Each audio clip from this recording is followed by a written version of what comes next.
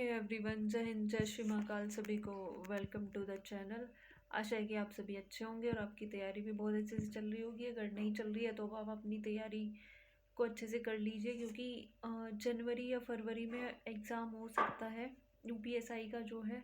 और देखते हैं, अभी तो बहुत सारे रूमर्स जो हैं वो यूट्यूबर्स ने फैला रखे हैं कि 15 दिसंबर से पहले ही एग्ज़ाम हो जाएगा, पर मुझे लगता नहीं है कि इतनी जल्दी एग्ज़ाम हो जाए, क्योंकि 1 महीना पहले जो था वो बोर्ड को डेट क्लियर करनी थी कि इस दिन एग्ज़ाम होगा। और अभी तक देखिए, आज 10 नवंबर है और अभी तक जो है इस बारे में वो कोई भी बातचीत नहीं की गई है कि कब एग्ज़ाम है कब नहीं है। अगर 15 दिसंबर से पहले एग्ज़ाम होना होता तो शायद अभी तक ये लोग डेट दे चुके होते, डेट इशू हो जाती। पर अभी तक इस बारे में कोई भी बात नहीं है, तो ये शायद, मुझे तो लगता है ये अफवाह ही है। इस बारे में ज़्यादा ध्यान ना दें, अपनी पढ़ाई डिस्टर्ब ना करें, अपनी पढ़ाई को अच्छे से करते रहें, क्योंकि जल्दबाजी में आगे, प्रेशर में आगे जो है वो फिर पढ़ाई इतने अच्छे से हो नहीं पाती। इसलिए इन लोगों की बातों में ध्यान ना दें। एग्ज़ाम का भी कुछ नहीं पता कब होगा।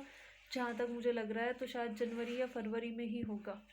और देखिए, थोड़ा सा जो है वो वेदर चेंज हो रहा है, फीवर काफ़ी ज़्यादा चल रहे हैं, तो अपना ध्यान रखते रहिए। क्योंकि अगर आप बीमार पड़िए, अभी एग्ज़ाम के लिए सिर्फ 2 महीने ही बच रहे हैं, अगर किसी की भी तबीयत ज़्यादा ख़राब होती है तो फिर उन्हें दिक्कत पड़ जाएगी, उनकी पढ़ाई बहुत ज़्यादा डिस्टर्ब हो जाएगी। तो दिवाली के बाद से ऐसे ही सबकी पढ़ाई बहुत ज़्यादा डिस्टर्ब हुई है, मेरी भी डिस्टर्ब हुई है।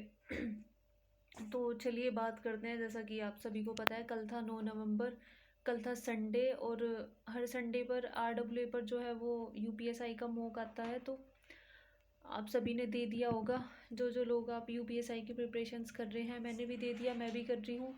तो देखिए, मॉक के बारे में बात करने से पहले स्कोर के बारे में 2-4 चीज़ें क्लियर कर लेते हैं। एक तो मुझे नहीं लग रहा अब आरडब्ल्यूए जो है वो एग्ज़ाम रेलिवेंटेड मॉक जो है वो यूट्यूब उस पे बना रहा है, ऐप पे।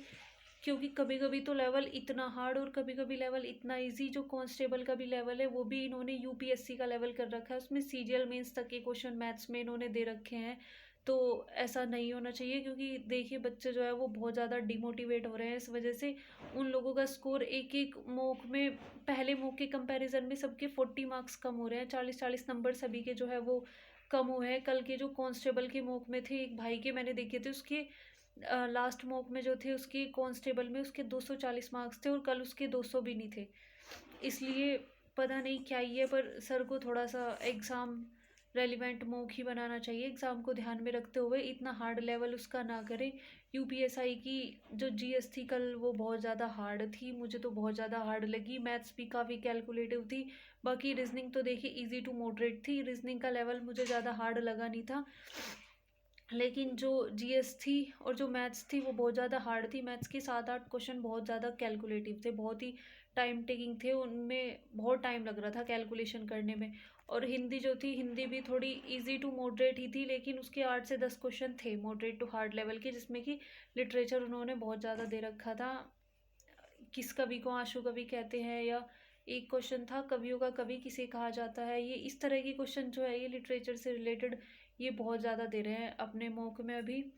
तो चलिए बात करते हैं फिर कल के स्कोर के बारे में।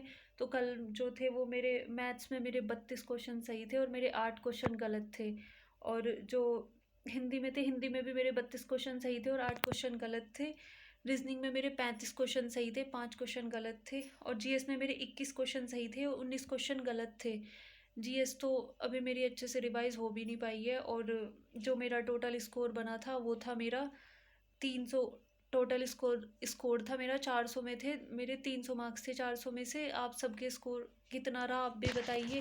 मुझे लगा था आज तो शायद मेरा 300 भी नहीं जाएगा, पर पता नहीं, फिर भी पहले वाले मॉक से मेरे बड़े हैं, 3-4 नंबर बड़े हैं। पहले तो मेरे 295 समथिंग ही थे, बट इस वाले मॉक में मेरे मार्क्स बड़े हैं, मेरे मार्क्स हुए हैं थोड़े से इंक्रीज़। आप सबके मार्क्स कितने रहे आप प्लीज़ बताना ज़रूर। और अगर किसी का स्कोर पहले से कम हुआ है तो देखिए ज़्यादा टेंशन लेने वाली बात नहीं है, क्योंकि पहले से जो मॉक था वो मुझे हार्ड लगा थोड़ा सा। जीएस बहुत ज़्यादा हार्ड थी, मैथ्स भी कैलकुलेटिव था। बाकी रीजनिंग तो अच्छी थी, रीजनिंग तो थी 35 प्लस ही करने लायक थी। जिन बच्चों की रीजनिंग अच्छी है उन सब ने 35 प्लस ही किए होंगे। रीजनिंग मुझे ज़्यादा हार्ड लगी नहीं थी कल की। रीजनिंग में जीएस का पार्ट भी था, 3 से 4 क्वेश्चन जीएस के भी थे, फुल फॉर्म के भी थे। एक शायद मोटर व्हीकल एक्ट का भी था, मोटर व्हीकल एक्ट कब आया था।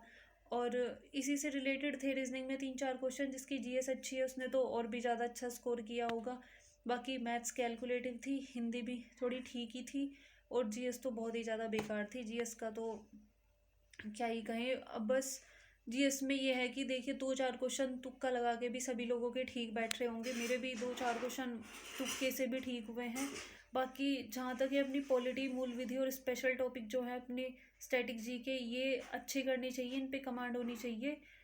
इन्हीं से ही हमारा काम चल जाएगा। वहाँ पे 25 जिसका स्कोर आ रहा है जीएस में उसका तो बहुत अच्छा है। बाकी 20+ तो सभी को रखना ही रखना है, 20+ स्कोर तो सभी का होना ही चाहिए जीएस में।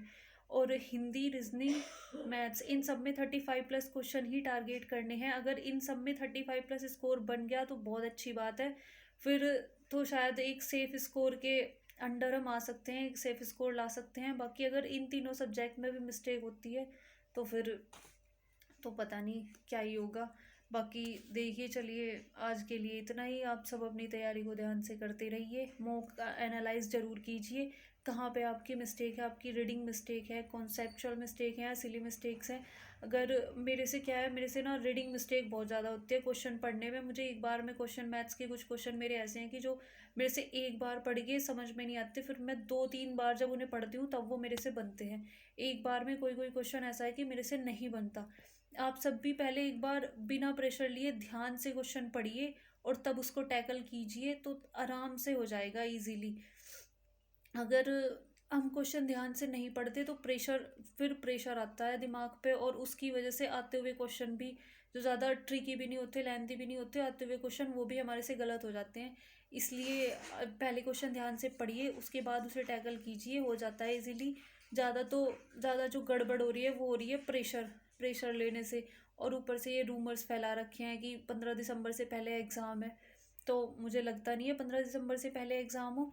इसीलिए आप सभी भी अपनी तैयारी को अच्छे से करते रहिए, फालतू के चक्कर में मत आइए किसी के भी। चलिए मिलते हैं फिर नेक्स्ट वीडियो में। आज के लिए इतना ही। वीडियो अच्छी लगी हो तो प्लीज़ लाइक करें, शेयर करें और चैनल को सब्सक्राइब जरूर कर लें। मिलते हैं नेक्स्ट वीडियो में, तब तक के लिए जय हिंद सभी को। Take care.